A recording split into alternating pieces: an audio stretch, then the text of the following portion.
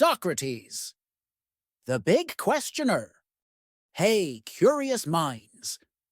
Ever wonder why people do what they do, or what makes something true? Let's dive into those big questions. If you've asked those questions, congratulations. You're thinking like a philosopher. Meet Socrates, one of history's greatest thinkers. Socrates lived over 2,400 years ago in Athens. He didn't write books or charge money. He just asked big questions everywhere he went. Greetings, young thinker.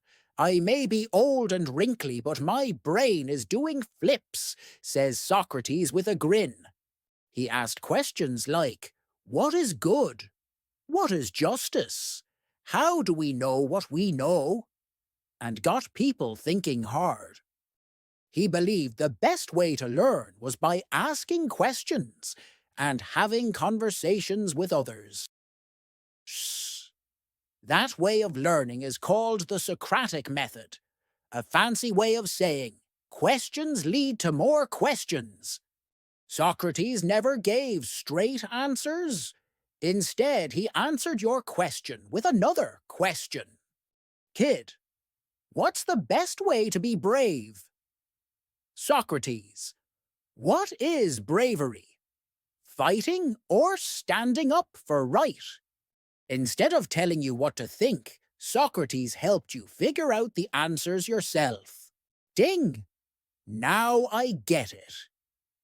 Socrates believed questions strengthen your mind, like push-ups for your brain.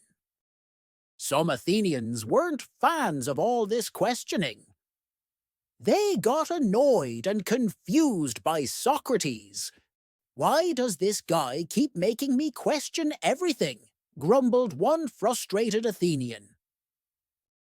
Because it helps you grow, my friend, Socrates replied with a knowing smile.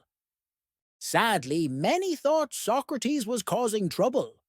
They put him on trial for questioning too much. The jury sentenced Socrates to drink poison.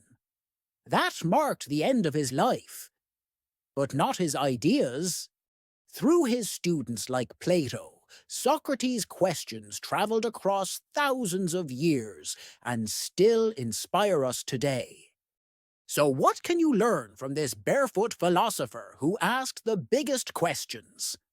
Ask tricky questions, think for yourself, talk, and listen with your whole heart, and never fear saying, I don't know, yet.